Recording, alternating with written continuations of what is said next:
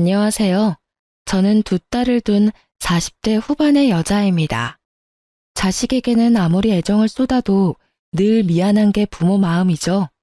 저 역시 가진 것 없는 부모라서 사랑하는 아이들을 너무 고생시킨 것은 아닌가 하는 생각으로 오래도록 지내왔어요.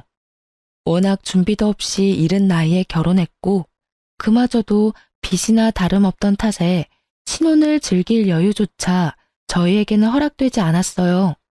정말 친정 부모님의 희생이 없었다면 그마저도 쉽지 않았을 거예요. 친정엄마가 우리 부부를 물심양면으로 돕겠다고 나서주신 덕에 이악 물고 버틸 수 있었어요. 아이가 생긴 후로는 저를 대신해 다니던 직장까지 정리하고 육아에 전념해 주어서 제가 경력 단절 없이 쭉 직장 생활을 할 수 있었으니까요. 동갑내기인 남편도 첫째가 태어난 후로는 평일에는 공장에서 생산직으로 근무하고 주말에는 일용직으로 막일을 하며 쉼없이 지냈어요. 그리고 밤에는 잠을 줄여가며 공부해 결혼 5년 만에 세무사가 되었답니다.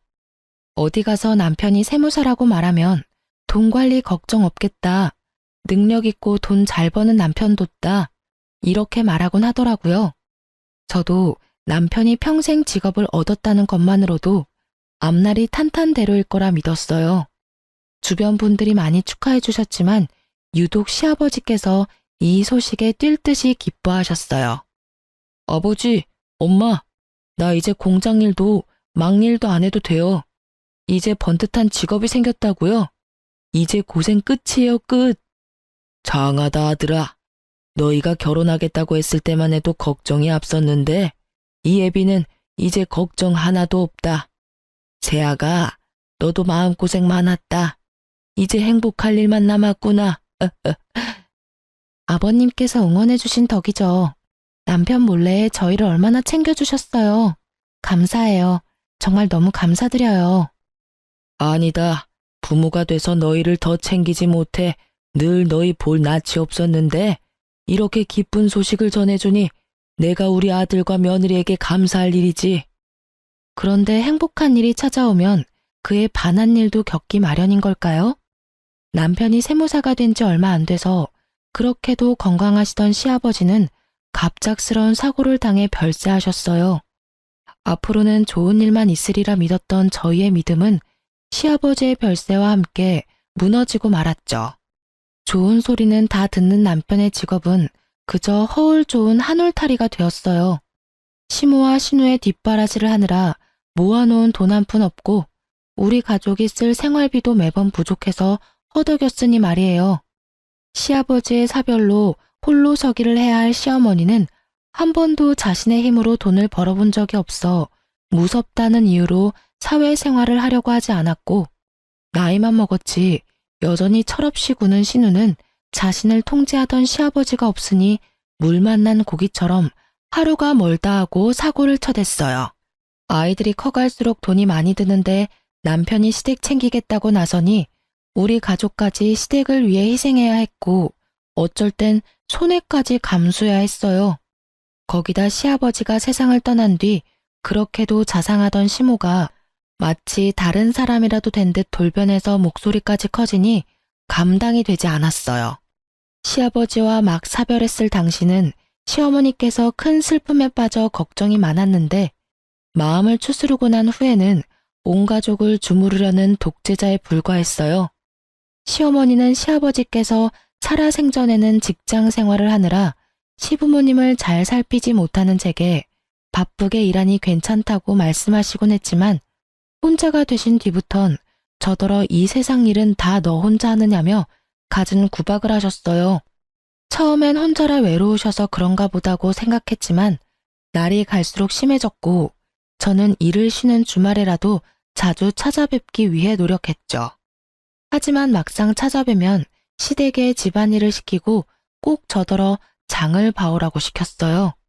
그런데 황당한 것은 장본값이 20만 원을 넘지 않는 날에는 뭘 해먹으라고 이리 장을 보다 말았냐며 잔소리까지 들어야 했어요. 어느새 시어머니에게 우리 부부는 돈 나오는 기계가 되어버린 거예요. 이 문제로 우리 부부는 날이 갈수록 부부싸움의 횟수가 늘었고 그때마다 남편은 자신이 더 노력하겠다는 말뿐이었어요. 그럴수록 저는 화가 쌓여갔고 결국 참지 못하는 상황에까지 이르고 말았어요. 저희 부부를 대신해 아이들을 챙겨주는 친정 부모님께 경제적 여유가 조금 생긴 후에야 작지만 매달 용돈을 챙겨드릴 수 있었어요. 하지만 남편이 시댁을 챙기기 시작하면서 그나마 챙겨드렸던 용돈까지 줄였는데 나중에는 저더러 몇 달만 친정 부모님께 드리는 용돈을 끊자는 겁니다. 이게 말이나 되는 소리인가요? 시댁에 생활비 대느라 친정 부모님께 나가는 몇십만 원을 아까워한다뇨.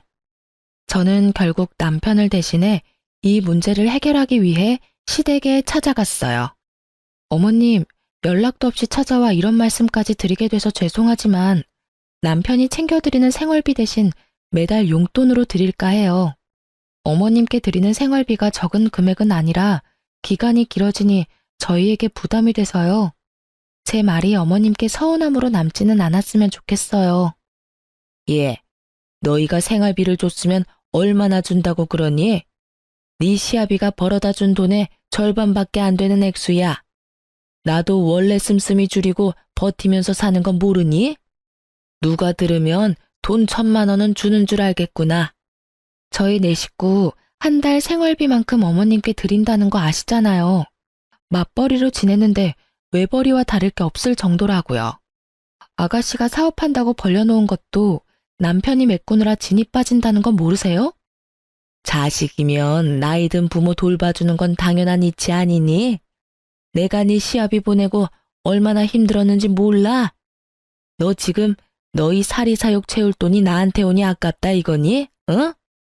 얘 웃기는 애네. 너 고작 남들 비 맞추는 상담일이나 하면서 바쁜 척은 다 하더니 그것도 네 시부모 챙기기 싫어서 쇼했던 거지? 그럴 리가요. 저희가 사리사욕 채울 게 뭐 있겠어요. 어머님 말씀처럼 부모를 모시는 건 자식의 도리죠. 하지만 그것도 경제적 여유에 맞게 하는 것 아닌가요?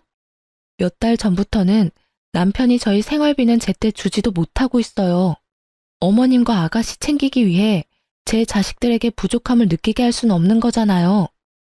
네 자식들 키우느라 내 자식이 도리를 하는 걸 지금 방해하겠다 이 말이야? 참나, 너 지금 돈 번다고 시어머니 앞에서 유세했더니? 어떻게 손주들 운운하며 없는 척을 해? 되바라진 것. 어차피 너랑 결혼 안 하고 있었으면 아들 버는 돈은 다 우리 위에 쓸 돈이었어. 네가 뭐라고 아들이 나 챙기는 걸 참견해? 어머님 말씀대로 저와 결혼 안 했으면 그랬을지도 모르죠.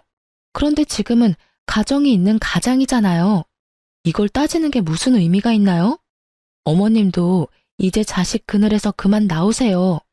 당연하다는 듯 저희에게 도움만 받고 계시지 마시고요. 앞으로는 이전에 챙겨드린 생활비 대신 용돈으로 챙겨드릴 테니까 생활비는 이제 어머님과 신우가 해결하면 좋겠어요. 너 내가 웃음니? 어떤 며느리가 시어미한테 밖에 나가 일을 해라 마라 간섭을 해. 그렇게 너희 생활이 쪼들리면 네가 주말에도 사돈한테 애들 맡기고 나가 일하면 되는 거 아니니? 좋아. 네가 주말에도 일하면서 지내는데도 생활이 힘들면 그땐 생활비로 200만 원씩만 보태라. 더는 양보 없다. 그런 줄 알아. 어머님께서 저희 아이들을 돌봐주시는 것도 아닌데 그럴 수는 없죠. 매달 저희 친정 부모님께 드리는 용돈만큼 1원도 차이 없이 드릴게요. 저희도 지금보다 열심히 해서 나중에 부족함 없이 챙겨드릴 수 있도록 할게요. 예, 내가 왜 사돈댁과 같은 액수의 돈을 받아야 하니? 내 아들이 너보다 돈을 더 잘 버는데. 그리고 애들 사교육비로 나가는 돈만 100만 원은 된다고 들었다. 애들이 뭘 안다고 그 큰 돈을 써? 이참에 애들 학원을 끊어라. 그리고 그 돈을 네가 주려는 용돈에 얹어서 주렴. 그럼 이렇게 말싸움 안 해도 되고 얼마나 좋니? 머리 조금 굴리면 될 일을 왜 무식하게 구는지 원. 아무리 그래도 친할머니라는 사람이 애들에게 나가는 돈까지 탐내다니. 이건 이해의 범위를 넘어섰다는 생각밖엔 들지 않더라고요. 저는 시어머니의 말에 너무 기가 차고 분노가 치밀어 올라 부양가족인 신우더러 정신 차리고 직장을 알아보게 하면 되지 않느냐고 버럭 소리를 쳤어요. 시어머니도 눈이 뒤집혀서는 신우 앞길을 막으려고 한다며 맏며느리가 시어미한테 주는 돈을 아까워하는 게 맞냐고 노발대발하며 제 머리채까지 잡았어요. 쇼핑을 다녀왔는지 백화점 쇼핑백을 양손 가득 들고 귀가한 신우가 저와 시어머니를 말려 간신히 육탄전을 멈췄네요. 하지만 떡하니 찍힌 값비싼 명품 쇼핑백을 보니 개처럼 쓰는 집안 뒷바라지나 하려고 정승처럼 벌었나 하는 생각에 억울함이 밀려왔어요. 제 고생이 다 남의 식구를 위해 한 것만 같았거든요. 그날 밤 제가 시댁에 다녀왔다는 사실을 알게 된 남편은 어떻게 자기 가족들에게 무례하게 굴 수 있냐며 장남이 집안을 책임져야 하는 거 아니겠냐고 끝까지 저를 설득하려 들었어요. 내가 더 열심히 하겠다고 얘기했잖아. 부부 사이에 그런 믿음도 없이 냅다 우리 집에 찾아가서 그렇게 말하면 누가 좋겠어? 내가 장모님께 드리는 용돈을 평생 끈차는 것도 아니고 몇 달인데 그게 우리 엄마를 찾아가서 따질 정도로 큰일도 아니잖아. 뭐? 큰일이 아니야? 당신은 당신 낳아준 부모만 중요해? 막말로 지금 상황에선 당신네 집안이 짐처럼 느껴지기밖에 더하냐고. 어머님께서 우리 애들을 하루라도 봐준 적이 있어? 매번 말로만 고생한다고 하셨지 우릴 위해 뭐 하나 신경 써주신 적 있냐고. 내가 한두 달도 아니고 언제까지 당신 이러는 걸 보고만 있어야 하는데. 아버지 떠나시고 엄마 힘들어하는 걸 같이 봐놓고도 넌 어떻게 이리도 매정하냐? 장모님이 혼자가 돼도 이럴 수 있어? 적어도 당신처럼 미련하게 굴진 않겠지. 엄마가 어머님처럼 자식 그늘에 숨어만 있으려 하지도 않으실 거고. 우리 애들 앞으로 나가는 돈을 아껴서 주라는 할머니가 어딨어? 나 이제 더는 잠자코 못 있어. 우리 코가 석자야. 제발 정신 좀 차려. 여보, 힘든 건 나도 너무 잘 알아. 하지만 내 가족도 이해 좀 해주라. 당신이 가장이자 장남이라고 생각해봐. 나라고 편하겠어? 매일이 전쟁이야. 당신만이라도 좀 내 편에 서서 이해해줘야 나도 숨 좀 쉬지. 당신까지 이렇게 몰아붙이면 나는 어떡하냐? 어? 남편은 역시나 본인이 장남으로서 최대한 역할을 해야겠다며 고집을 부렸어요. 자기도 매일 힘들게 버티는 거라며 아내인 제가 힘이 되어줘야 하는 것 아니냐는 남편에게 제가 무슨 말을 더 하겠어요. 저는 제가 번 돈은 절대 시댁에 쓰이지 않는 것을 약속받고 매달 드리는 생활비도 100만 원만 드리는 걸로 남편과 이야기를 끝냈어요. 그리고 얼마 뒤 남편이 보낸 생활비가 줄어든 것을 본 시어머니는 그 돈으로 어떻게 살라는 거냐며 난리를 쳤어요. 적어도 200만 원은 줘야 빠듯하게라도 둘이 먹고 살지 않겠냐면서 남편에게 우는 소리까지 하더라고요.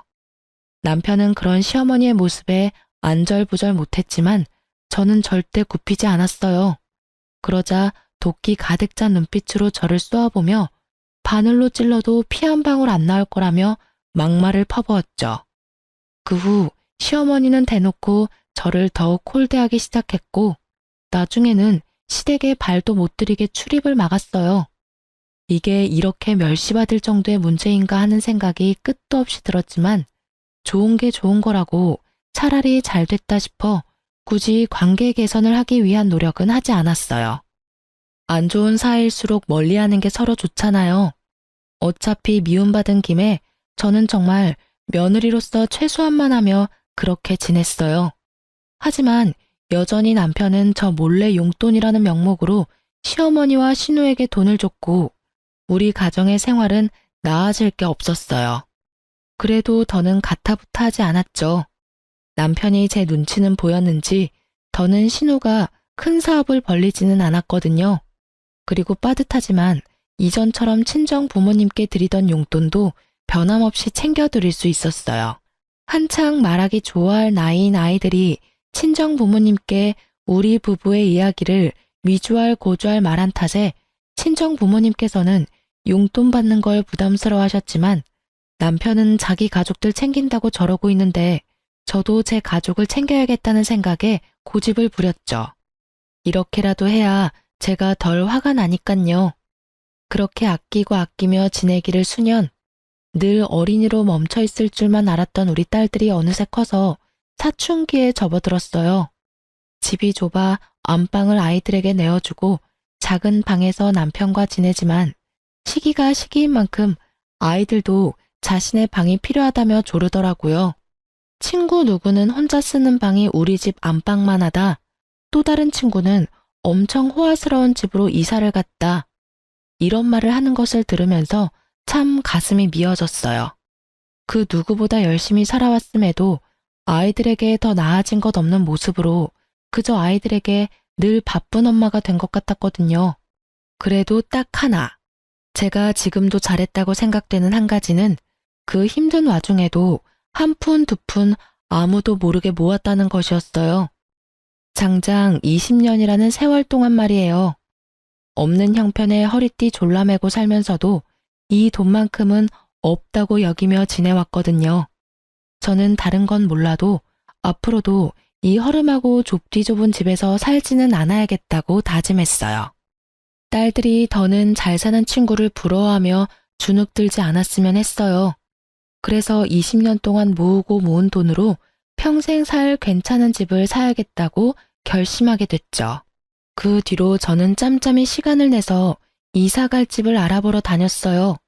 그렇게 지내기를 3개월, 드디어 제 마음속에 쏙 드는 집을 찾게 되었고 계약까지 하게 되었어요.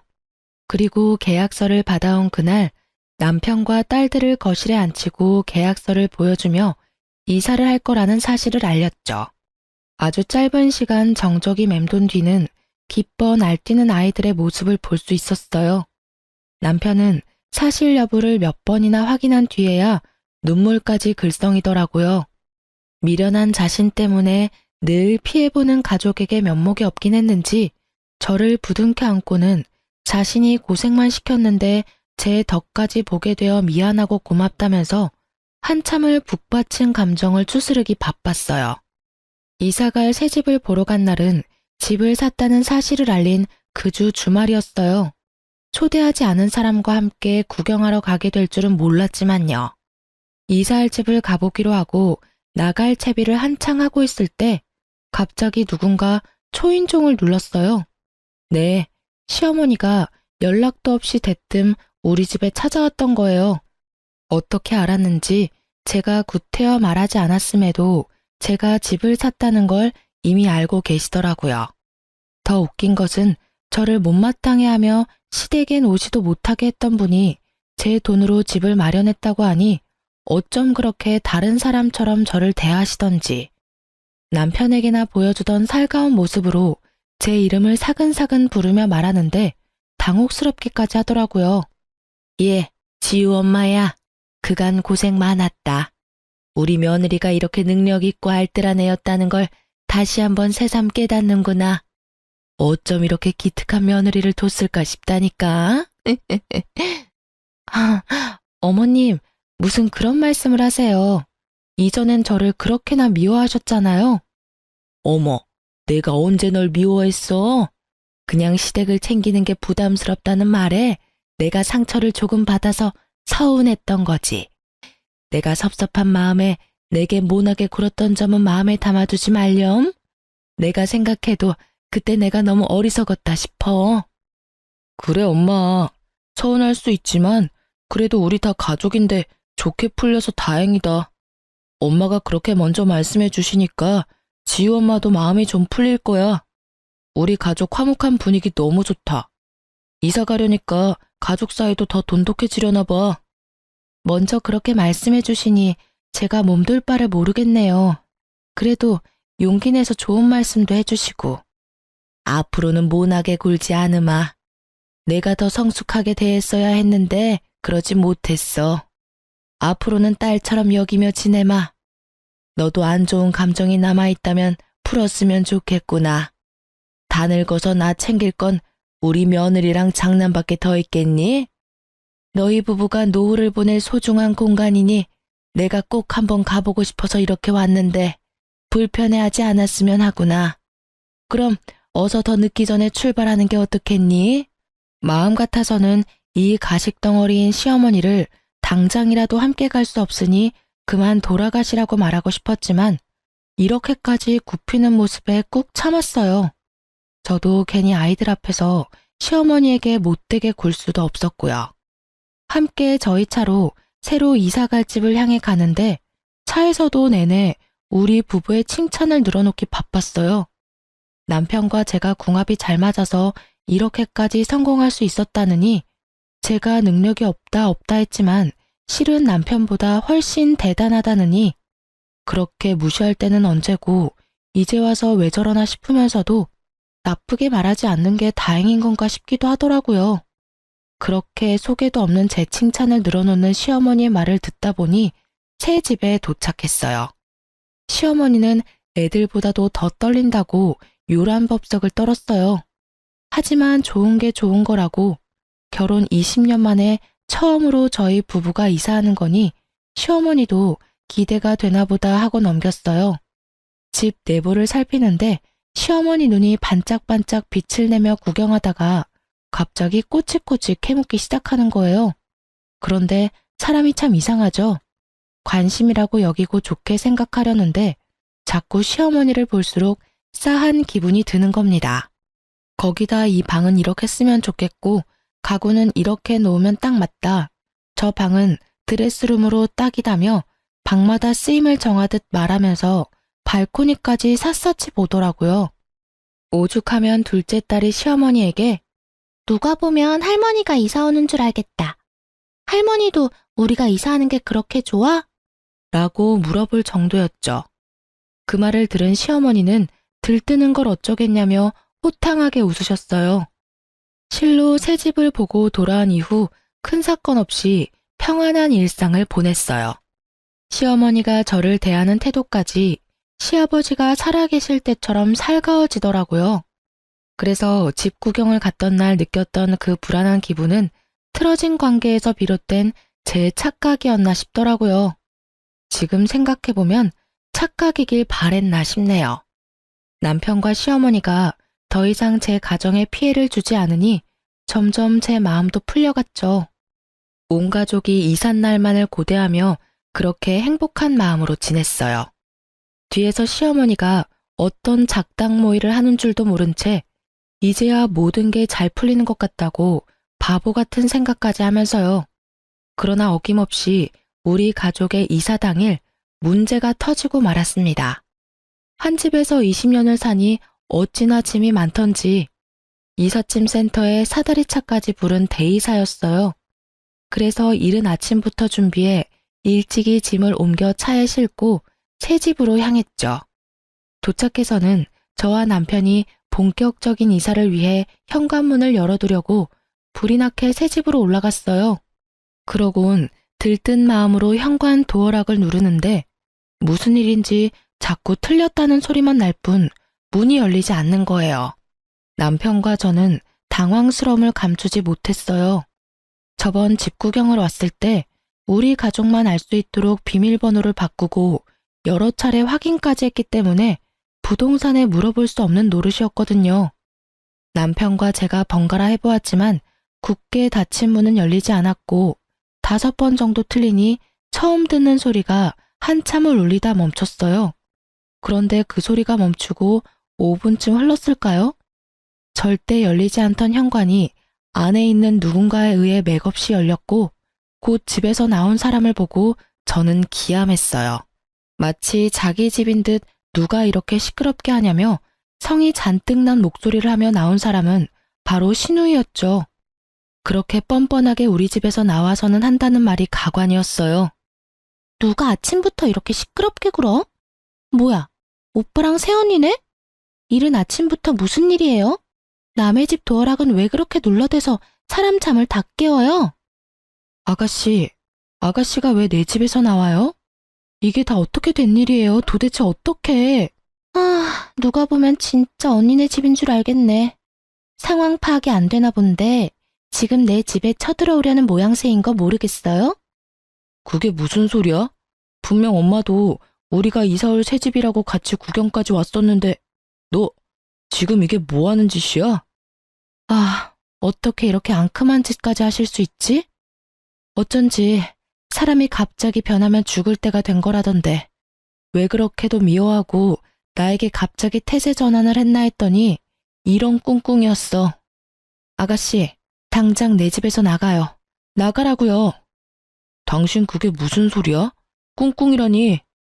당신은 지금 상황 파악이 안 돼? 어머님이 우리랑 같이 구경하겠다며 왔던 날 다 이러려고 따라왔던 거잖아. 나한테 입 바른 소리까지 해대면서 띄워주고 안심시켰던 게 다 신우한테 우리 집 뺏어서 주려고 했던 거라고. 진짜 지긋지긋하다. 아가씨, 뭘 구경하고 서 있어요? 당장 짐 챙겨서 돌아가라니까요. 내가 왜 그래야 하는데? 여기 내 집이야. 내 집이라고. 세연이나 다시 그 허름하고 좁아터진 집으로 돌아가요. 내 집에 한 발짝이라도 들어오면 주거 침입으로 신고할 줄 알아? 감히 앞으로 내가 살 내 집에 쳐들어오려고? 어림도 없지. 신우는 자기 집이라며 우기면서 되려 그 집에 들어가려는 저를 주거 침입자 취급까지 해댔어요. 저는 그제야 이사집을 구경하러 온 날 시어머니가 따라와서 그렇게도 설레고 기뻐했던 이유를 알게 되었어요. 제가 말해주고 나서야 눈치를 챈 남편은 땅 꺼질 듯이 한숨만 푹푹 내쉴 뿐이었어요. 저는 참을 수 없는 분노에 휩싸여 무작정 시어머니에게 전화를 걸어 지금 이곳으로 오라고 노발대발했고, 그런 저에게 어떤 며느리가 시어미를 오라가라 하냐며 제게 막말을 퍼부어댔어요.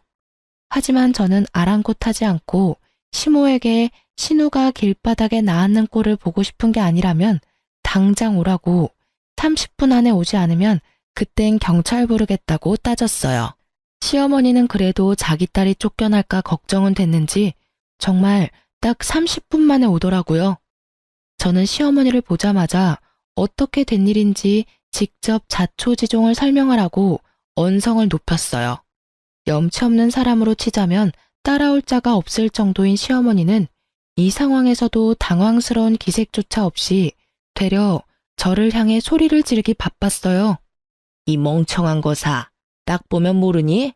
불쌍한 내 딸, 결혼 전에 좋은 집에서 좀 살아보라고 한 게 뭐가 그리 불만이라고 날 여기까지 불러내? 어머님, 아무리 그래도 제 남편도 어머님 아들이고요. 저와 아이들도 어머님의 가족이에요. 그런데 도대체 왜 저희에게 이렇게까지 하시는 건데요? 제가 20년을 꼬박 모아서 태어나 처음으로 산 집이에요. 그런데 이런 식으로까지 회방 놓고 싶으세요? 제발 좀 이제 각자 도생하자고요. 이것이 뭐 잘났다고 큰 소리야? 그래, 내가 너희 좋은 새 집에서 사는 게 배 아파 못 참겠어서 40이 넘어서도 부모 밑에 있는 가여운 내 딸 좋은 집에서 살라고 너희보다 먼저 들어가서 진을 치고 있으라고 시켰다. 그게 왜? 이 집안 가장인 내 아들 덕 좀 동생이 보면 어떠니? 어머님께서 어머님 아들 앞길까지 맡고 계시는 걸 왜 모르시냐고요. 아니면 정말 남편이 저랑 이혼이라도 하고 우리 애들이 멀쩡한 부모랑 찢어졌으면 싶으신 거예요? 그리고 이 집은 제 명의, 제 집이에요. 아가씨가 이렇게 먼저 들어와서 진을 치고 있는 건 무단 침입이라고요. 그래서 지금 네 신우를 신고라도 하겠다 그 말이냐? 응? 이 얼빠진 것. 내가 바라는 건 별거 없어. 내 딸이 나랑 분가하면 네가 그렇게 목에 핏대 세워가며 말렸던 생활비를 더 요구할 명분이 생기는 거 아니겠니? 그러게 그냥 좋게 생활비 주지 그랬어. 아니면 지금이라도 더 올려주던가. 그럼 내가 우리 딸 구슬려서 짐 빼마. 지금 고작 생활비 더 받으려고 이런 비상식적인 일까지 벌이셨단 말씀이세요? 신우에게 이러라고 지시한 것도 전부 어머님이시고요? 뭐야? 비상식적? 눈이 뒤집혀 베는 게 없니? 말하는 꼬락서니가 천박해도 너무 천박해. 내 몫을 챙기기 위해서 못할 건 또 뭐니? 모든 수단을 가리지 않았을 뿐이다. 그리고 되바라진 너도 본때를 좀 보여줘야 기어오르지 않을 거 아니냐? 이게 다 너 하나 때문에 벌어진 일이야. 시어머니는 이 모든 일을 생활비를 더 받기 위해 저질렀던 거였어요. 다 저 때문에 벌인 일이라고 잡아떼는데 정말 기가 차서 입이 다물어지지 않더군요. 신우가 우리 집으로 들어온 게 전부 시어머니가 이 집에 눌러 앉아 있으면 다 신우 것이 된다고 꼬셨고, 멍청한 신우는 자신에게 집이 생긴다는 말에 사리분간 못하고 신나서 자기 짐을 풀고 지내고 있었던 거죠. 그런데 더 문제는 이삿짐 센터 직원들이 더는 지체할 수 없다고 어떻게 할 거냐며 불만을 토로하기 시작한 거예요. 신우는 이때다 싶었는지 깨끗하고 넓은 이 집이 마음에 쏙 든다고 절대 나갈 수 없다며 드러누워 시위까지 벌이는 겁니다.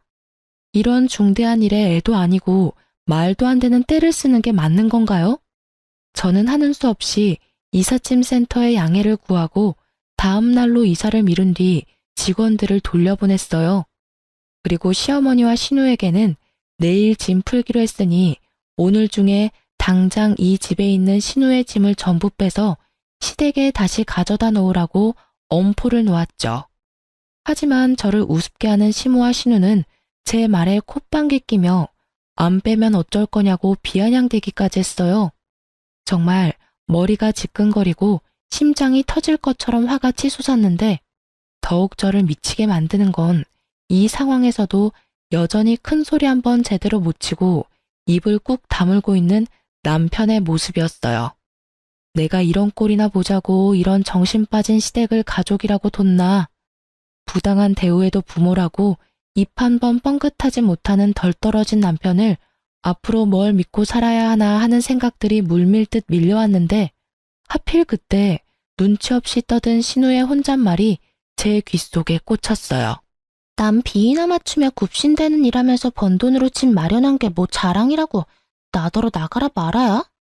자기가 내 오빠 아니면 능력 있는 남자를 만날 수나 있는 줄 아나. 우리 오빠가 세무사가 됐으니까 푼돈이라도 한 푼 두 푼 모아서 이 집 산 거면서 원래 없이 살았으니까 주제에 맞게 그 집에서 쭉 살지 무슨 이사를 하겠다고. 저는 신우의 말에 머리보다 몸이 먼저 움직여 신우의 머리채를 잡고 말았어요.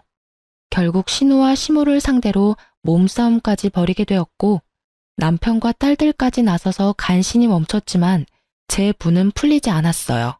저는 더는 말 섞고 싶지도 않고 한 공간에 함께 있고 싶지 않으니 당장 신우 짐을 싹 가지고 이 집에서 썩 꺼지라고 소리쳤어요. 그러고는 짐 빼기 전까지 한 발짝도 움직이지 않겠다고 마음먹었어요. 하지만 신우와 시어머니는 제 말을 들은 척도 하지 않고 괜한 힘만 빼서 허기가 진다며 식사하러 가버렸죠. 제가 어쩌지 못할 거라고 생각했던 거예요. 저는 남편에게 아이들 먼저 친정에 데려다 주라고 시켜놓고 혼자 남은 틈을 타 신우의 짐을 모조리 쓰레기장에 가져다 버리고 업체를 불러 현관까지 다 뜯어 고쳤어요.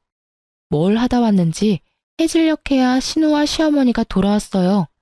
하지만 바뀐 도어락 덕에 집 안으로 발도 들이지 못한 채 한참을 복도에서 난리만 치다 다음날 다시 올 테니 두고 보라고 소리친 뒤 돌아갔어요. 저는 미리 이삿짐 센터에 다음날 짐 옮기는 것을 일찍 했으면 한다고 부탁했고 다행히 우리 때문에 꼬인 일정이 있었다며 이삿짐 센터에서도 흔쾌히 수락해줘서 다음날 시댁 식구들이 쳐들어오기 전에 이사를 모두 마칠 수 있었어요. 남편 짐은 고스란히 시댁으로 다시 보냈는데 그때 잠에서 깼는지 남편이 제게 연락해 이게 어떻게 된 일이냐고 연락이 오더라고요. 저는 내 집에는 당신을 포함해 당신의 가족들은 한 발짝도 들일 수 없으니 그런 줄 알라고 말한 뒤 전화를 끊어버렸죠. 그제야 남편은 위기감을 느꼈는지 세수도 안 한 얼굴로 찾아와서는 제게 잘못했다고 싹싹 빌었어요. 여보, 당신 왜 이래? 문 좀 열어봐. 우리 대화로 풀자, 응? 내가 잘못했어. 내가 당신의 편에 섰어야 하는데 미안해. 앞으로는 절대 이런 일 없도록 내가 잘 처신할게. 제발 얼굴 보고 이야기해. 애들 올 시간 됐으니까 돌아가. 애들한테 이런 추접스러운 모습 보이고 싶은 거 아니면. 그리고 우리 부부는 어제부로 끝이니까 그런 줄 알아. 대화는 내가 아니라 너희 가족이랑 실컷 하면서 살고. 끝이라니 그게 다 무슨 소리야. 지금 이혼이라도 하자는 말이야? 절대 안 돼. 절대. 당신이 많이 화가 나서 욱하는 감정에 이러는 거잖아. 진심 아니라는 거 다 알아. 그럼 내가 내일 다시 올게. 그때까지 마음 다독이고 나서 찬찬히 대화하자. 내일도 모레도 쭉 당신 낯짝은 이제 꼴도 보기 싫으니까 내 집에 찾아올 생각하지 마. 내 진심을 곡해하지도 마. 나 이제 당신이랑 부부로 살기 싫어. 당신 가족들 때문만 아니라 당신한테 질려. 이혼해. 화가 나서 마음에도 없는 말을 하는 거라며 부정하는 남편이 왜 이리도 멍청하게만 보이던지. 매사에 어물쩍하게 시댁 식구와 우리 가족 사이에서 저울질하던 남편이 꼴도 보기 싫어서 문도 안 열어준 채 인터폰으로 이혼 선언을 해버렸어요. 남편은 이혼하자는 말을 듣고는 울먹거리면서 안 된다고 애원하는데 이미 정이 떨어져 버린 후라 그런지 그 모습조차 소름 끼치더라고요. 저는 그런 남편에게 더는 내 남은 인생에 당신과 시댁은 끼워놓고 싶지 않다고 말했죠. 그런데 남편은 이 말을 듣고 갑자기 돌변해서는 현관을 미친 듯이 두드리며 소리쳤어요. 자식 생각은 안 하고 자기 인생만 생각하는 주제에 뭘 잘났다고 이혼을 입에 올려? 여유 생기니까 나를 짐짝 취급하는 거 아니야? 그래서 내치는 거 아니냐고. 당신만 20년을 고생하면서 살았어? 나도 당신 눈치 보랴 엄마 눈치 보랴 마음 편할 날 없이 아등바등 살아왔잖아. 그런데 이제 와서 뭐라고? 다 이러려고 그렇게 이악 물고 내 동생 내쫓은 거지? 문 열어. 문 열라고. 이제 당신 마음대로 생각해 그럼. 내 집에 무단으로 침입해서 짐까지 풀고 지낸 건 당신 동생이야. 난 내 집을 찾을 권리가 있는 거고. 내가 이런 수모를 겪으면서 언제까지 당신 가족들을 참아줘야 하는데?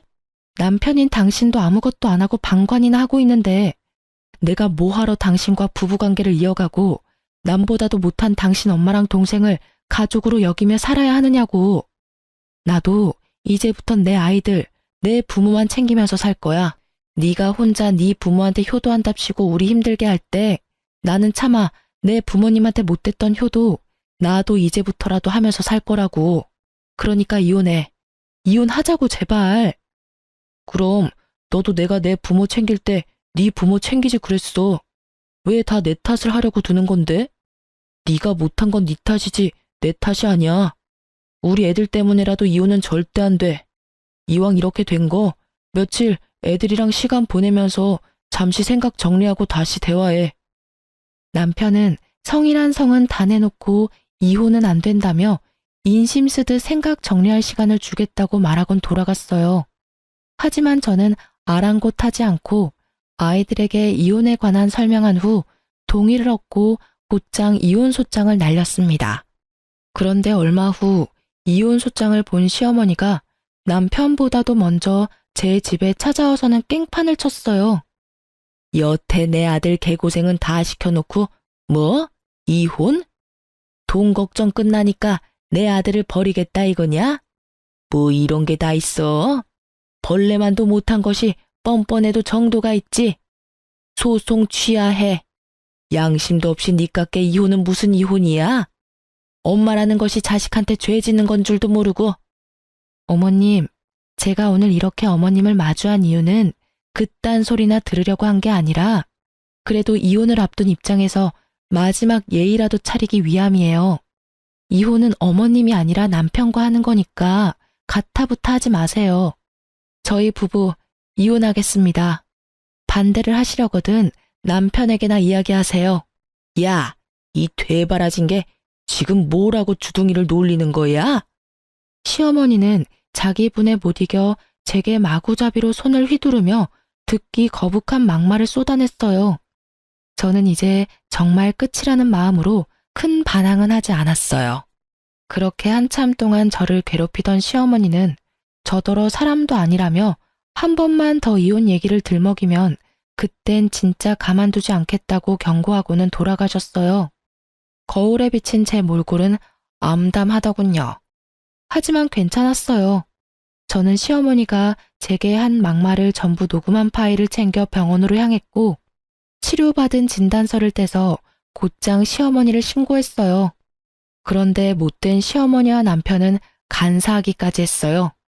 제가 신고했단 사실에 겁이 났는지 남편은 그제야 제게 와서는 앞으로 시모와 신우를 안 보고 살겠다며 약속할 테니 이혼 소송 취하하고 시모를 신고한 것도 제발 합의해달라며 눈물로 호소하더라고요. 시어머니도 다 늙은 자신의 앞날이 걱정됐는지 문제가 커졌다는 것을 알고는 제게 무릎까지 꿇고 손이 발이 되도록 용서를 구하더군요. 그러면서 하는 말이 제가 아들 덕을 보는 것 같아 눈에 뵈는 게 없었다나요? 더 이상 저희 부부에게 돈 달라는 말도 하지 않겠다는 뻔뻔한 거짓말까지 하는데 우습기 짝이 없더라니까요. 뭐든 때가 있는 건데 왜 그걸 여태 알지 못했는지. 처량한 두 모자의 신세를 보고 있자니 한심할 뿐. 긴 세월 겪은 멸시와 차별도 모자라 제가 힘들게 산 아파트까지 공짜로 가져가려 했던 몰상식한 인간들을 용서할 마음은 눈꼽만큼도 들지 않았어요.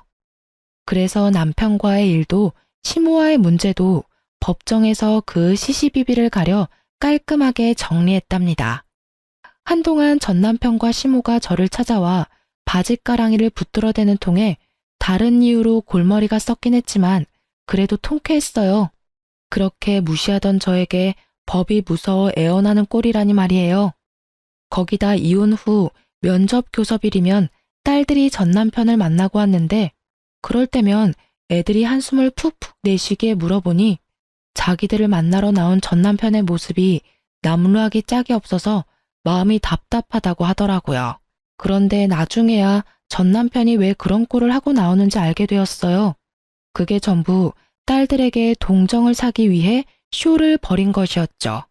아이들과 있을 때 전남편이 신우와 통화를 하고 온 적이 있는데 애들 앞에서 좀 불쌍하게 보여야 애들이 엄마한테 다시 합치면 안 되냐며 말할 거고 애들 부탁이면 애 엄마도 들어준다며 김칫국 시원하게 마신 둘이었어요. 그 통화 내용을 들은 딸들은 그 후로 전남편에 대한 마음이 돌아서서 전남편을 보고 싶어 하지도 만나지도 않았어요. 연락도 하지 않을 정도로 큰 실망을 하게 된 거죠. 결국 전남편은 괜한 꾀만 부리다 자식들과도 멀어지게 된 거예요. 지금은 제 노력으로 얻은 이 집에서 딸들과 복닥거리며 행복한 나날을 지내고 있어요. 긴 세월 텔레마케터로 일한 덕에 얼마 전 좋은 곳에서 스카우트 제의라는 것도 처음 받아보았네요. 막 이혼했을 당시는 벌이가 넉넉지는 않아 여전히 아끼며 지냈는데 이 기회를 잡아 꽤 높은 직위로 진급까지 한 거 있죠. 이제는 그 누구도 제게 무능하다고 손가락질 못할 만큼 능력 있는 엄마가 되었어요. 아이들에 대한 걱정이 많았지만 제 걱정이 무색할 정도로 우리 아이들은 밝고 씩씩하게 자신들의 삶을 개척해 나가는 중이랍니다. 이전과는 달리 가장의 위치에서 딸들을 믿어주고 또 온전히 응원할 수 있는 이 생활이 참 꿈만 같네요. 앞으로도 아빠의 빈자리가 느껴지지 않도록 저는 제 위치에서 아이들과 저 자신을 위해 열심히 그리고 행복하게 지내고 싶어요. 지금부터 시작되는 인생 2회차는 더없이 보람차고 멋들어지게 살아보려 하니 많은 응원 부탁드립니다. 모두 행복하세요.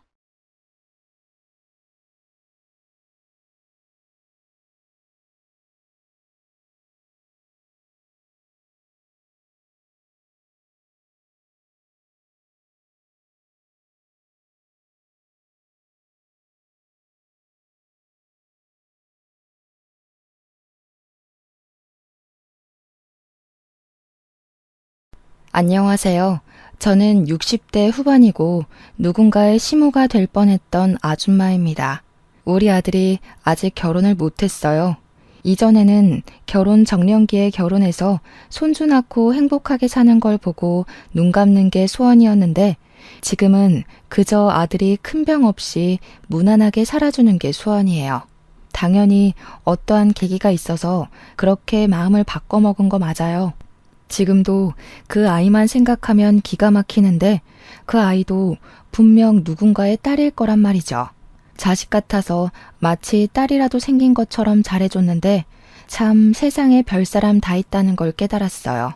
눈치채셨겠지만 오늘 제 예비 며느리에 대해서 얘기를 해보려고 합니다. 아들은 늦게까지 노총각으로 있다가 나이 40살에 처음으로 결혼할 여자를 데리고 왔어요. 그 전만 해도 저는 아들이 연애를 하긴 하는 건지 결혼할 생각이 있긴 한 건지 아예 몰랐습니다. 처음 저랑 남편에게 예비 며느리의 존재를 고백했을 때의 기분은 솔직히 이루 말할 수 없을 정도로 기뻤어요. 그래서 예비 며느리에 대해서 이것저것 많이 물어봤던 것 같은데 가장 기억이 나는 건 아들이랑 나이 차이가 너무 많이 났다는 겁니다. 30살이더라고요. 물론 여자 나이 30살이 결혼하기에 너무 빠른 것도 아니고 어떻게 보면 정년기인데 아무래도 제게 있는 아들이 40살이다 보니까 저한테는 예비 며느리가 너무 어린아이처럼 느껴지더라고요. 왠지 우리 아들에게 시집 오기 아까운 것 같기도 했습니다. 우리 아들이 10살이나 많은데도 모은 돈이 많은 것도 아니었고 집안은 고물상을 해서 생활이 대단하게 넉넉한 것도 아니었고 젊은 여성에게 자랑거리가 될 만큼 잘난 가족들이 아니었거든요. 그래서 아들이 예비 며느리를 인사시킨다고 처음 데려왔을 때 저는 반기기보단 걱정거리를 먼저 쏟아내었어요.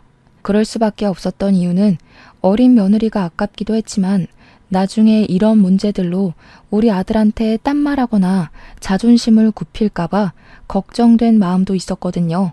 그런데 예비 며느리는 어린 나이와 달리 생각이 조숙한 아이더라고요.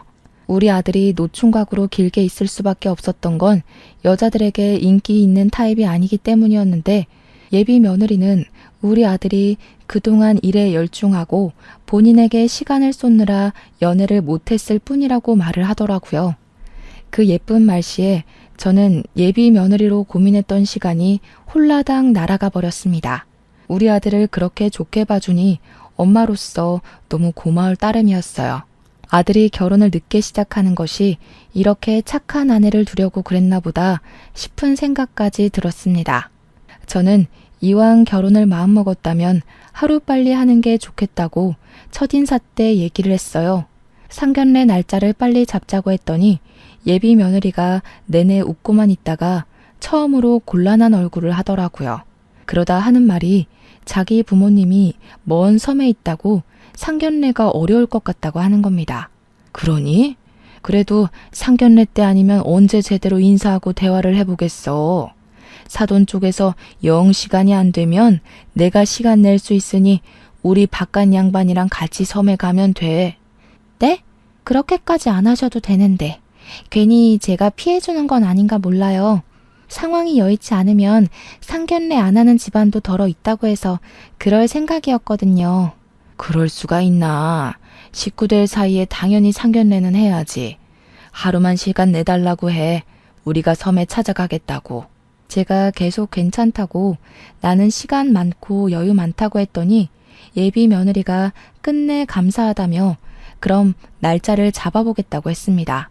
그리고 그때부터 아들과 예비 며느리는 저희 집에 자주 들렀어요.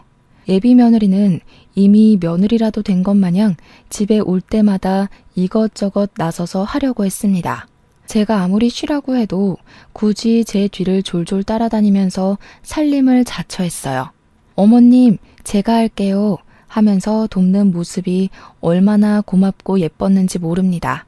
원래 애들이 예쁘면 뭐 하나 더 해주고 싶은 게 어른들 마음이잖아요. 제가 예비 며느리를 볼 때면 딱 그런 생각이 들어요. 젊은 사람이 예의도 바르고 행동도 선하고 얼마나 기특합니까?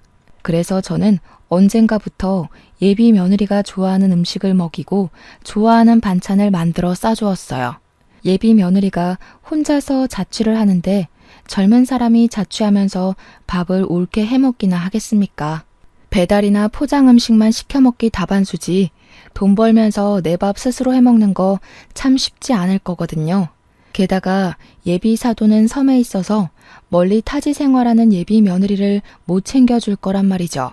그러니 제가 어디 예비 며느리를 그냥 지켜볼 수만 있겠습니까?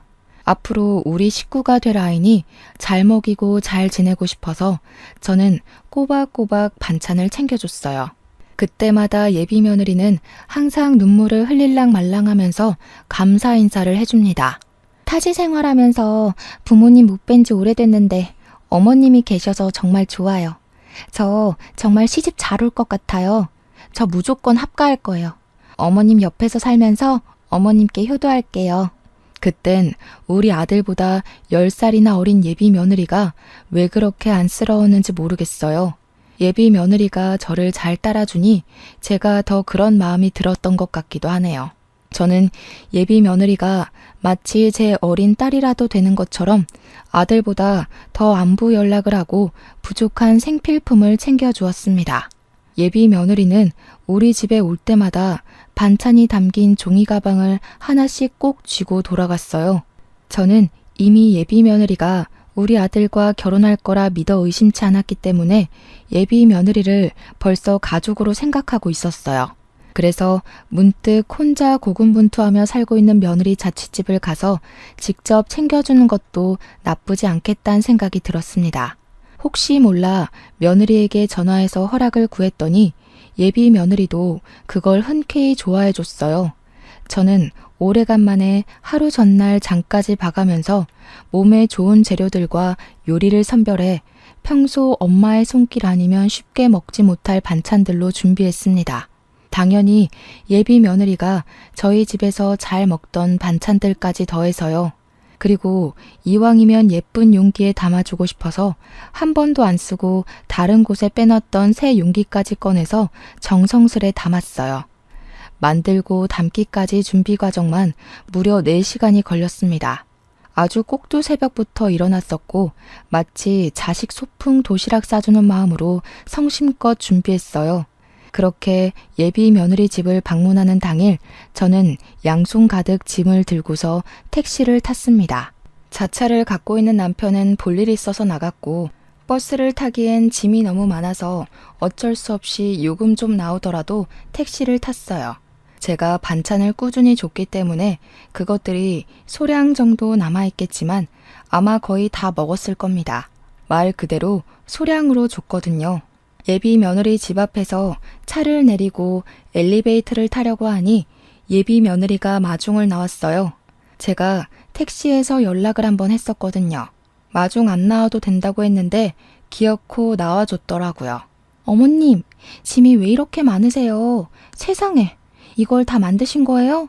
이렇게까지 안 해주셔도 되는데 저 때문에 너무 고생하시는 거 아니에요? 누구 입에 들어가는 건데 이 정도는 해줘야지. 젊을 때 잘 먹고 몸 챙겨야 늙어서 고생 안 하는 법이야. 아들 없이 저 혼자 며느리를 만나는 건 그날이 처음이었습니다. 그렇게 만나니까 한층 더 가족이 된 것 같고 좋긴 하더라고요. 예비 며느리랑 나란히 짐을 들고서 엘리베이터로 올라탔어요. 예비 며느리 집은 상가 건물에 있었는데 시끌벅적한 아래 상가에 비해 위에 딸린 오피스텔은 젊은 사람들이 살기 좋게 아담하고 깔끔하더라고요. 그런데 그렇게 조그마한 곳도 월세가 비싸서 돈 많이 나간다네요. 얼른 결혼해서 합가를 하던 분가를 하던 내 집인 곳에서 살아야 돈이 안 나가는 법인데 그게 좀 걱정이긴 했습니다.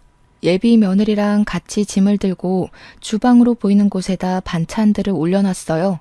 자연스레 제가 반찬들을 정리해 주려고 소매를 걷었더니 예비 며느리가 갑자기 저를 막아서더라고요. 오늘 어머님은 저희 집 손님으로 오셨으니까 일하시는 건 안 돼요. 거실에 가 계시면 제가 다 정리해 놓을게요. 아이고, 됐다.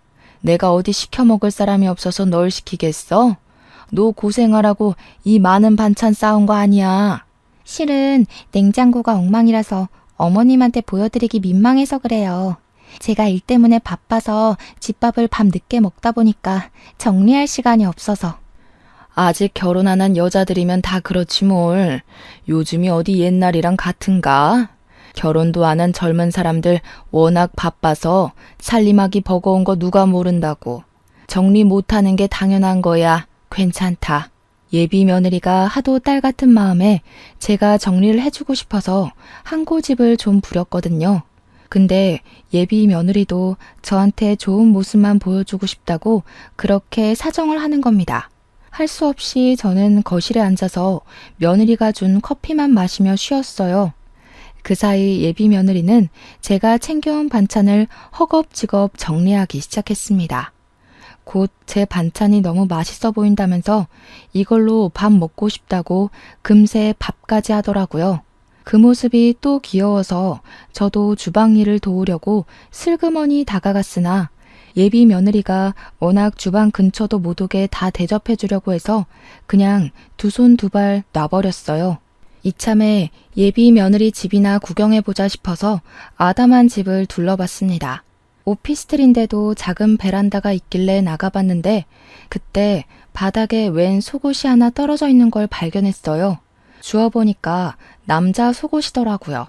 우리 아들이랑 결혼할 사이니까 당연히 예비 며느리 집에 남자의 흔적이 있을 수 있다고 생각했어요. 아무렇지 않게 속옷을 갠 뒤 예비 며느리에게 이 속옷 어디 놔둬야 되냐고 물어봤어요. 그랬더니 예비 며느리가 식사 자리를 준비하다 말고 뛰어와서는 제 손에 있는 속옷을 확 낚아챘습니다. 창피해하는 것 같았어요. 오빠가 두고 갔나 보네요. 이런 모습 보여서 죄송해요. 어머님 오기 전에 나름 청소를 했는데 실수했어요. 죄송할 것도 많다. 나쁜 짓 한 것도 아니고 결혼할 사이인데 뭐 그러니? 눈치 없이 내가 주운 게 잘못이긴 하네. 제가 농담 섞여 얘기를 했는데 예비 며느리는 그게 더 민망했는지 얼굴이 민망해할 뿐이었습니다. 저는 그렇게 예비 며느리와 사이좋게 식사를 하고 차 한잔한 뒤 돌아갈 준비를 했어요. 가기 전에 예비 며느리에게 혹시 다 먹은 반찬통 있으면 달라고도 했습니다. 아, 반찬통이요. 아직 다 먹질 못했어요. 거의 다 먹어가는데 제가 씻어서 직접 갖다 드릴게요. 그러니? 그럼 괜히 혼자 고생하게 다 들고 오지 말고 우리 아들한테 실려보내라. 오늘 즐거웠어. 다음에 오면 외식하자. 반찬통 챙겨갈 거라고 따로 주머니도 챙겨왔는데 저는 할 수 없이 빈손으로 신발을 신었습니다. 단화를 신고 나와서 그런지 구두 주걱이 필요해서 두리번거리다가 신발장을 열었어요. 그러자마자 위에서부터 우르르 쏟아지는 신발 때문에 깜짝 놀라서 나자빠지고 말았습니다. 예비 며느리 또한 놀라서 황급히 저를 부축해 주었어요. 위험한 물건들이 아니라서 딱히 어디 다친 곳은 없었는데 무슨 신발이 그렇게나 많은 건지 보니까 여자 남자 신발이 뒤죽박죽 섞여 있더라고요. 신발이 뭐가 이렇게 많니? 누가 보면 신발 장사하는 줄 알겠다. 이거 다 너랑 우리 아들 신발이야? 아, 그런 건 아니고 남동생 신발도 같이 있어요. 한 번씩 남동생이 집에 와서 자고 갈 때가 있거든요. 막상 신발 사도 신던 것만 신었더니 이렇게 쌓인 줄도 몰랐네요. 이 좁은 집에 들락거리는 사람이 셋이나 되는 거면 신발이 그렇게나 많을 만도 하다고 생각을 했어요. 신발 많은 게 뭐 별 대수로운 일도 아니니 그러려니 넘어갔던 부분이었죠. 그리곤 배웅을 해주겠다는 예비 며느리의 배려를 거절한다고 엘리베이터 앞에서 사이좋은 실랑이를 벌인 뒤에 겨우 혼자서 1층으로 내려왔습니다. 배웅은 엘리베이터 앞까지 받았으면 됐지 뭐하러 택시 타는 것까지 봐주겠어요. 집 밑에 내려온 저는 홀가분해진 손으로 먼지 둘러쓴 옷을 털어내고 택시를 탈지 버스를 탈지 고민했습니다. 그러다 상가에 파는 김밥이 눈에 들어오더라고요. 남편이 김밥을 좋아하는데 나온 김에 오랜만에 사서 먹어볼까 하는 마음으로 김밥집에 들어갔습니다. 김밥 5줄을 구매하는데 한 30분 걸렸던 것 같아요. 손님도 많았고 배달도 많은 곳이었거든요. 그리 오래 앉아있다가 김밥 담긴 검은 봉지를 가방에 넣으며 매장을 빠져나왔습니다. 그 순간 예비 며느리가 손에 쓰레기 봉투를 들고서 엘리베이터를 내리는 걸 봤어요.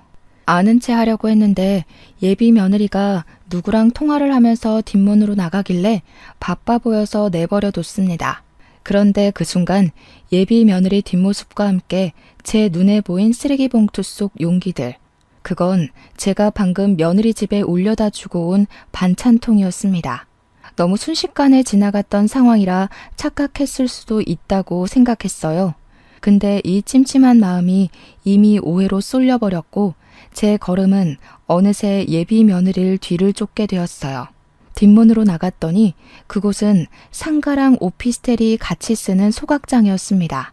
그곳에는 예비 며느리 혼자 있었는데 잠시 후 예비 며느리가 들고 있던 쓰레기 봉투를 쓰레기 더미로 던져버리더라고요. 당연히 쓰레기 봉투니까 쓰레기통에 버렸겠죠. 문제는 쓰레기 봉투 속 내용물이란 거예요. 그도 그럴 것이 예비 며느리가 전화기에 대고 하는 말은 제게 오해의 소지를 확신시켜 주었는데요. 더럽게도 많이 싸웠어. 그냥 한 번 좋다고 했을 뿐인데 어지간히 챙겨준다니까. 줄 거면 소고기나 전복이나 이런 거 챙겨줄 것이지. 허구한 날 냄새나는 반찬들 뿐이야. 내가 무슨 거지인 줄만 아나 봐. 매번 처리하는 것도 짜증나 죽겠네.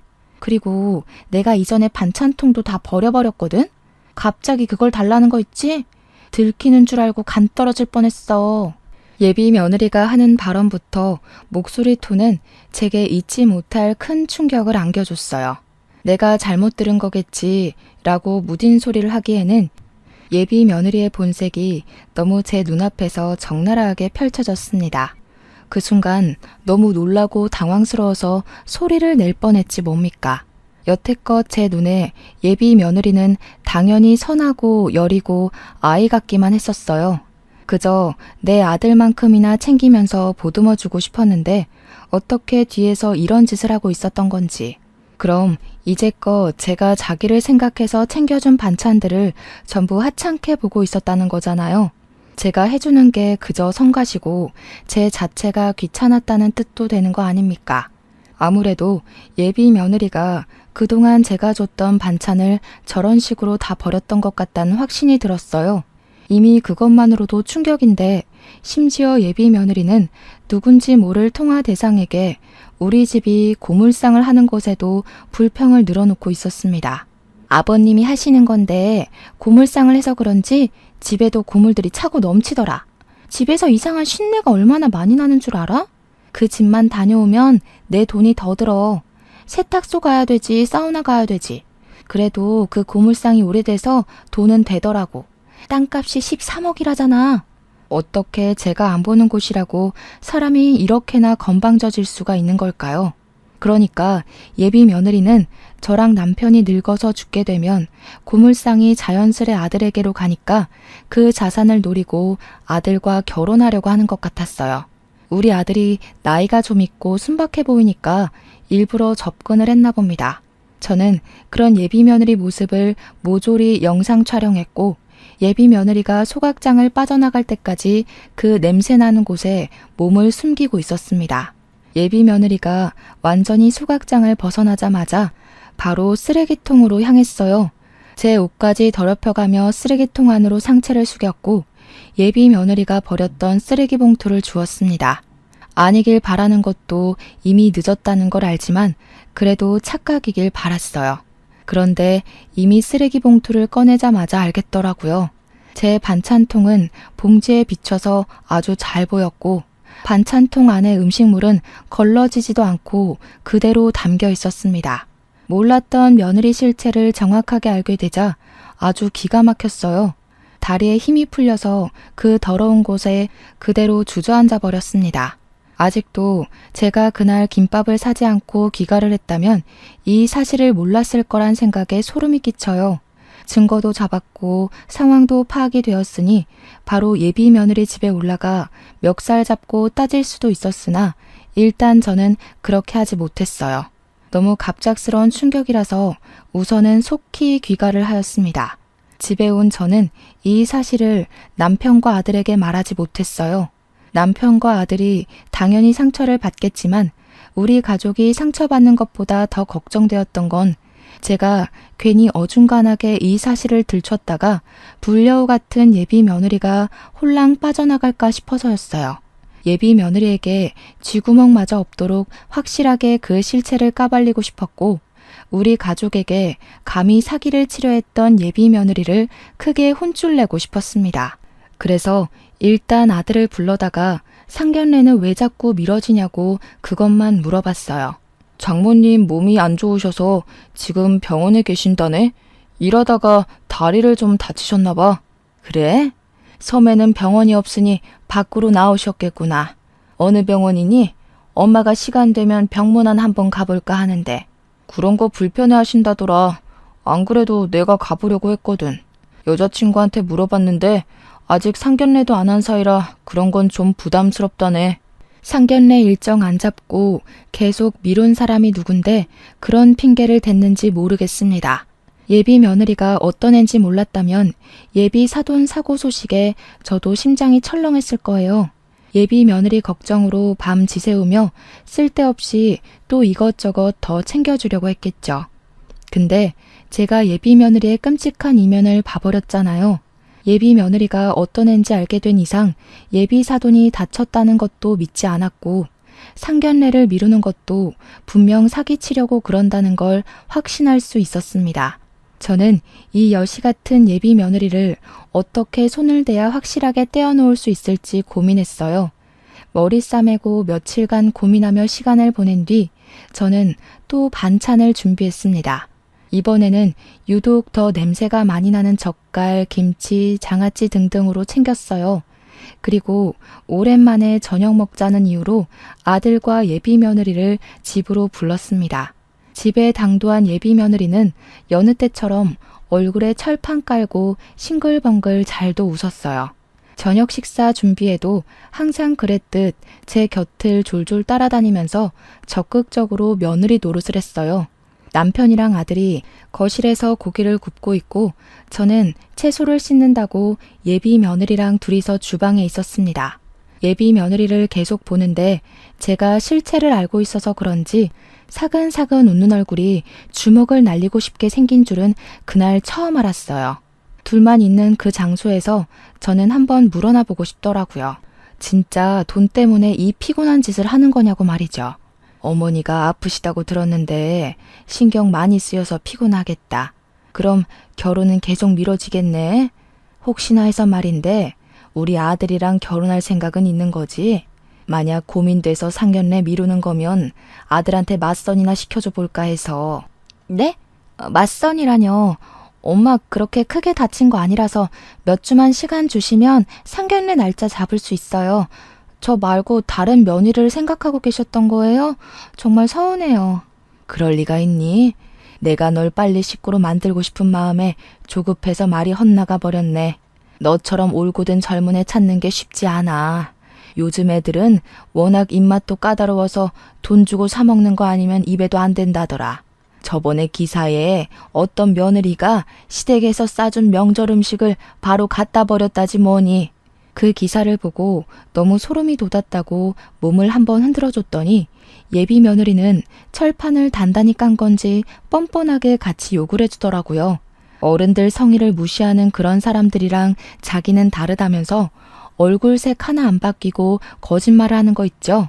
그걸 보니까 예비 며느리가 우리 집에 들어온다면 어떤 사람이 될지 선명하게 보이더라고요. 그 뒤로 저는 밥을 먹는 내내 예비 며느리와 눈을 안 마주쳤습니다. 예비 며느리의 가짜 웃음을 계속해서 보면 체할 것 같았거든요. 그렇게 저녁 자리가 마무리되고 예비 며느리와 아들이 자리를 떠날 준비를 했어요. 저는 검은 봉지로 둘둘 싸놓았던 반찬들을 예비 며느리에게 건넸습니다.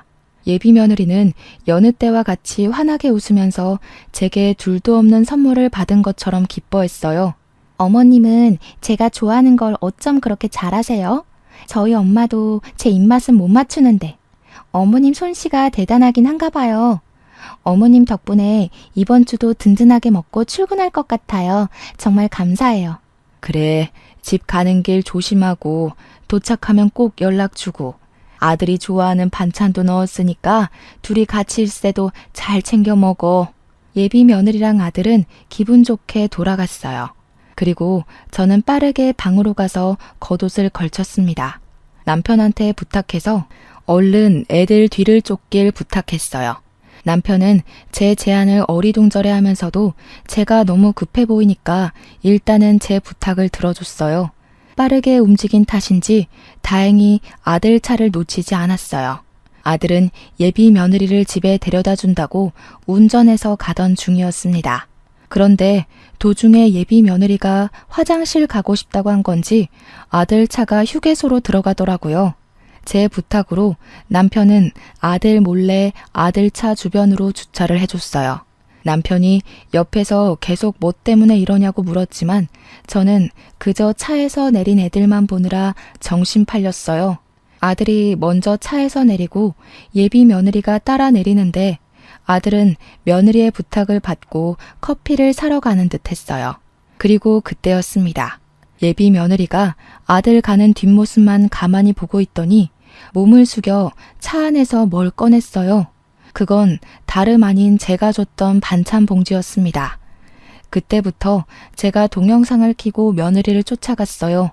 남편이 저를 따르면서 뭐 하는 거냐고 계속 물었지만 당장 설명해 줄 시간이 없어서 일단은 그저 예비 며느리만 지켜보라고 당부했어요. 그리고 그 순간 예비 며느리는 커피를 기다리고 있는 아들 눈치를 한 번 더 보더니 화장실 앞에 놓인 휴게소 쓰레기통으로 제가 준 반찬 봉지를 통째로 버렸습니다. 아무 일 없었던 척 바로 화장실을 들어가 버리길래 저는 그대로 영상을 종료하고서 남편을 데리고 차로 돌아갔어요. 남편도 예비 며느리가 손에 쥐고 있는 게 제가 준 반찬이라는 걸 알아서 자기가 본 게 무엇인지 많이 혼란스러워했습니다. 남편 또한 예비 며느리를 좋게 보고 있어서 아들 결혼할 때 집 한 채 해주려고 했었거든요. 공동 명의로 말이죠. 놀란 채로 제게 되묻고 있는 남편에게 저는 그제야 설명을 해주었어요. 이 불려우 같은 게 우릴 속였더라고. 여태까지 내가 줬던 음식을 저런 식으로 다 버린 거 있지? 처음에 보고 얼마나 놀랐는지 모른다니까. 하도 기가 막혀서 생각도 안 나려고 하네. 남편은 당연히 제 말을 쉽게 믿지 못했어요. 아까 예비 며느리의 행실을 두 눈으로 보긴 했지만 그래도 그동안 쌓인 예비 며느리의 좋은 이미지가 너무 많아서 선뜻 함부로 판단할 수 없는 것 같은 눈치였습니다. 그때 차로 복귀한 아들과 예비 며느리가 출발했어요. 남편도 뭘 더 확인해보고 싶은 건지 다시 아들 차를 뒤쫓으려고 시동을 걸었어요. 저는 그런 남편을 저지시키며 더 이상 따라가지 않아도 된다고 말했습니다. 도대체 방금 그게 뭐야? 애가 왜 당신이 준 음식을 버려? 안 되겠어. 가서 물어보든가 따져보든가 해야 될 것 같아. 남편이 왜 안 따라가냐고 수상한 행적을 봤으면 더 확실하게 캐내야 되는 거 아니냐고 조급하게 물었습니다. 저는 별다른 답은 안 하고 지난날 예비 며느리 집 갔다가 예비 며느리가 통화하던 영상을 남편에게 들려줬어요. 남편은 예비 며느리의 많고 많은 망언들 중 고물상 땅덩어리를 어떻게 하려고 접근했다는 것에 가장 크게 반응을 했습니다. 예비 며느리의 괘씸함을 알고는 용서할 수 없다면서 노발대발했어요. 그런 남편을 진정시키면서 저는 남편에게 애들 뒤를 쫓았던 진짜 이유를 말해줬어요. 남편과 저는 그렇게 한 1시간 정도 더 그 휴게소에서 시간을 보낸 뒤에 며느리에게 전화를 걸었습니다. 며느리가 저를 반기면서 잘 도착했다고 말하더라고요. 어머님, 늘 감사해요. 안 그래도 집 가는 길에 엄마한테 연락해서 상견례 다시 여쭤봤는데 이번 달 말에 괜찮다고 하시네요. 시간이 너무 늦은 것 같아서 내일 말씀드리려고 했는데 어머님이랑 저랑 텔레파시 통했나 봐요. 번거로우시겠지만 저희랑 같이 지방에 내려가시는 거 어떠세요? 나야 뭐 다 괜찮지. 요즘 엄마 일 때문인지 안색이 많이 안 좋아 보였는데 다행히 사돈께서 쾌차 중이신가 보구나. 직장 일에다 결혼 준비에다 부모님 건강 문제까지 네가 지금 제일 많이 힘들겠다. 이제 결혼식도 얼마 안 남았는데 갈수록 몸이 더 힘들지? 어머님이 챙겨주셔서 사실 힘든 거 잘 모르겠어요. 마치 부모님이 서울에도 있는 느낌이라고 해야 되나? 어머님 덕분에 늘 마음이 든든한걸요. 걱정 마세요. 내 자식이나 다름없는데 걱정이 안 될 수가 있겠니? 그래서 말인데 내가 한약이라도 한 재 지어 먹으라고 아까 그 반찬 담은 봉지 안에 500만 원 같이 넣어놨다. 아들한텐 비밀이니까 혼자 약 좀 해먹어. 순간 수화기 너머로 예비 며느리의 당황스러운 숨소리가 들렸습니다. 대답이 없길래 여보세요? 하고 한마디 던져줬더니 그제야 애써 괜찮은 척 제게 감사 인사를 하더라고요. 저는 그렇게 예비 며느리랑 통화를 마무리했어요. 그리곤 휴게소에서 예비 며느리가 나타날 때까지 기다렸습니다. 우리 집 자산 때문에 아들한테 접근한 거짓 연인이 분명 그 500만 원 돈에 정신을 놓아서 휴게소로 날아올 거라 생각했거든요. 아니나 다를까 40분쯤 더 지나갈 때였나? 한산한 분위기와는 어울리지 않게 빨리 들어온 차 한 대가 아무데나 급정거되었어요. 설마 했는데 주차도 안 된 그 차 조수석에서 예비 며느리가 튀어나오더라고요. 그리곤 다짜고짜 쓰레기통으로 뛰어가 뒤지기 시작했습니다.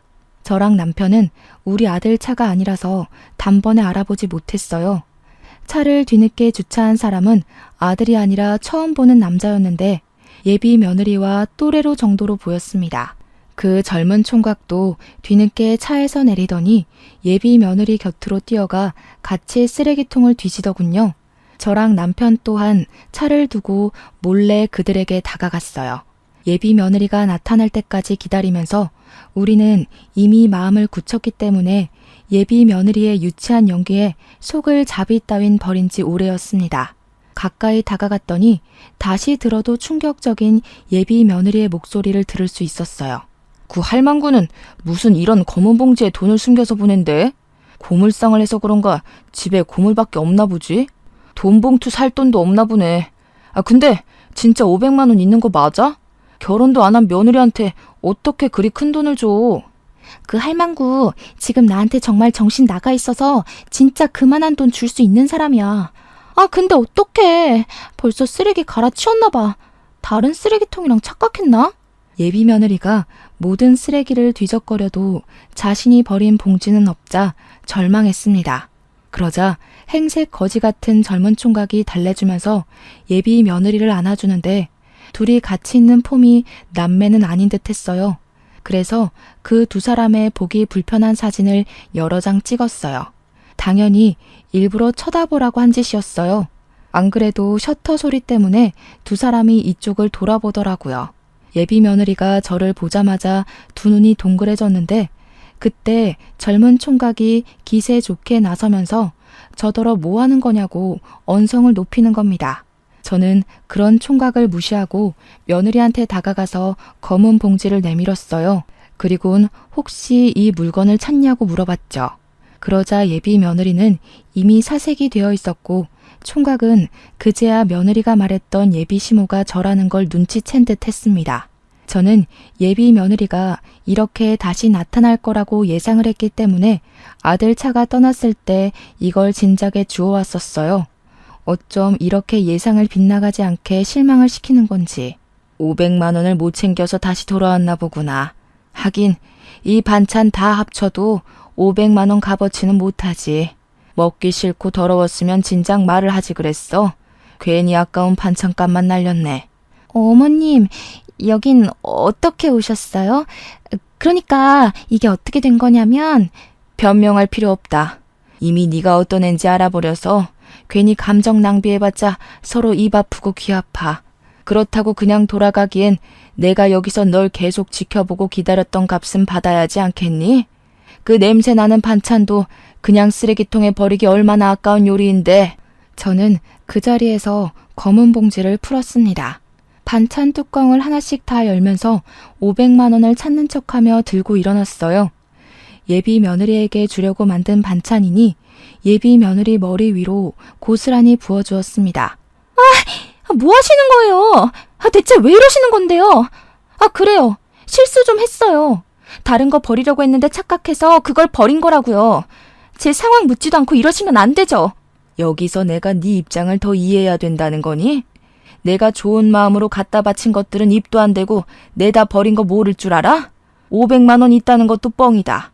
네가 돈에 미쳐서 그거 찾으러 올 것 같길래 미끼 좀 던져본 거야. 이렇게 덥석 문 물고기를 보고도 내가 오해했다고 우길래? 예비 며느리는 자신이 숨겨온 실체를 들켰단 걸 눈치챘어요.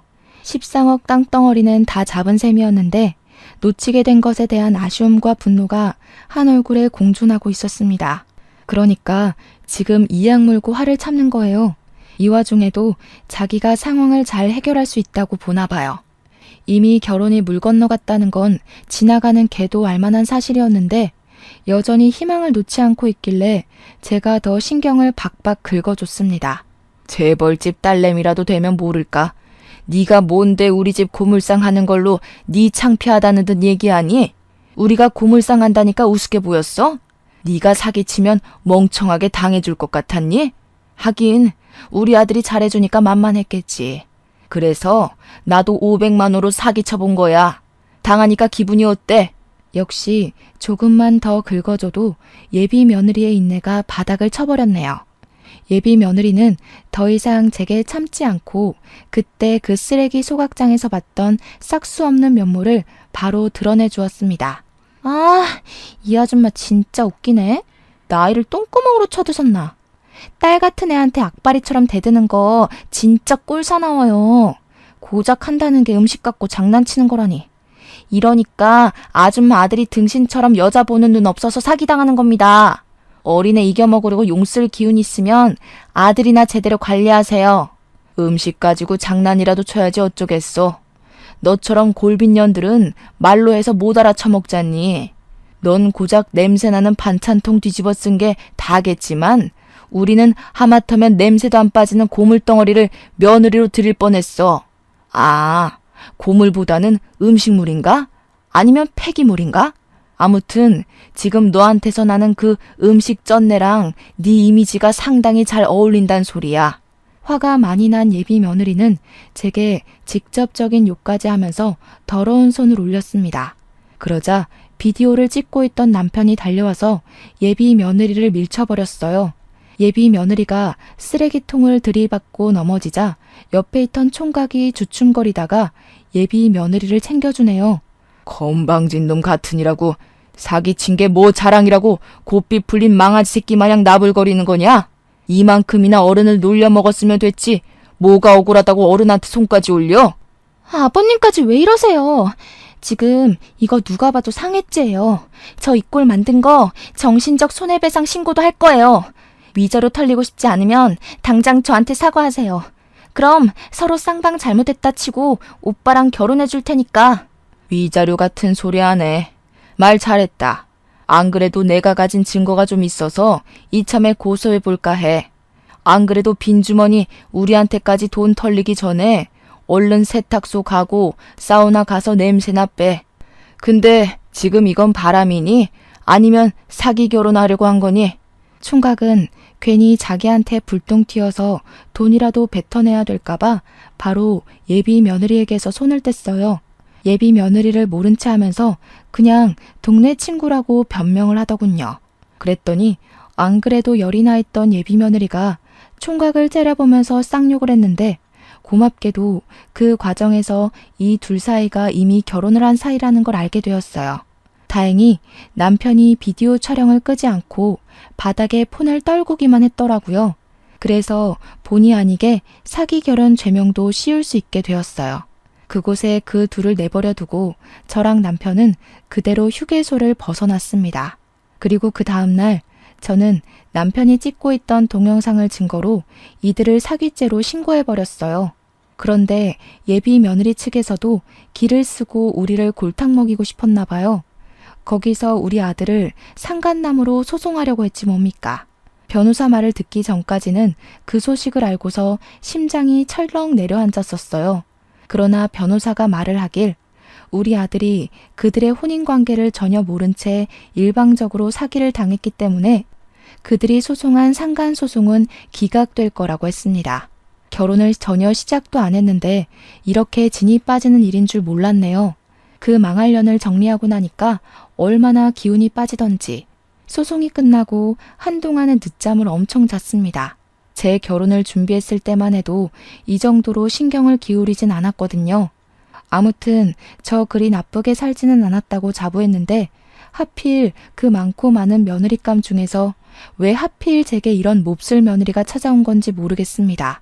그래도 저랑 남편도 예비 며느리로부터 상처를 많이 받았지만 무엇보다 심하게 상처받은 건 당연히 아들일 거예요. 그렇잖아도 아들이 소송 진행하는 내내 저랑 남편한테 죄송하다는 말만 하면서 기가 확 죽어 있었거든요. 호랑말코 같은 년 때문에 우리 아들 자존감만 괜히 낮아진 것 같아 제 마음이 더 아팠습니다. 하필 또 아들한테는 첫 여자였다네요. 첫 여자로 인해서 우리 아들이 씻을 수 없는 상처를 받았기에 제가 그들을 더 강하게 벌하지 않았나 싶습니다. 사실 그들이 소송에 질 것 같으니까 뒤늦게야 잘못했다고 무릎을 꿇더라고요. 두 손 두 발 나만하지 않게 싹싹 빌었는데 그 와중에 예비 며느리가 무릎으로 기어가 우리 아들의 다리를 붙들고 애원을 하는 겁니다. 그걸 제가 발로 차버렸어요. 하비는 꿈도 꾸지 말라고 말해준 뒤 제 아들을 데리고 나왔죠. 그 일이 어느덧 5개월 전입니다. 우리 아들은 제법 직장과 집을 오가면서 일상을 회복해가고 있어요. 겉으로는 괜찮아 보이고 또 괜찮다고 말도 하는데 그게 진짠지 아닌지는 아직 모르겠습니다. 한 번씩 아들이 술을 마시고 들어오면 꼭 예비 며느리 얘기를 하더라고요. 그리워하는 게 아니라 그때의 일을 자기 자신의 실패라고 보고는 계속 자책을 한다고 해야 하나? 안쓰러워 죽겠습니다. 우리 아들에게 좋은 며느리감이 나타나서 부디 아들의 상처가 낫길 바랄 뿐이에요. 물론 아들이 결혼 안 하고 혼자 산다고 하더라도 저는 상관없습니다. 그저 아들이 행복하게 지낼 수만 있다면 아들의 인생에 관여하지 않을 거예요. 자녀를 둔 분들은 다 저 같은 마음이겠죠? 제 사연은 여기까지입니다. 긴 글 들어주셔서 너무 감사드려요.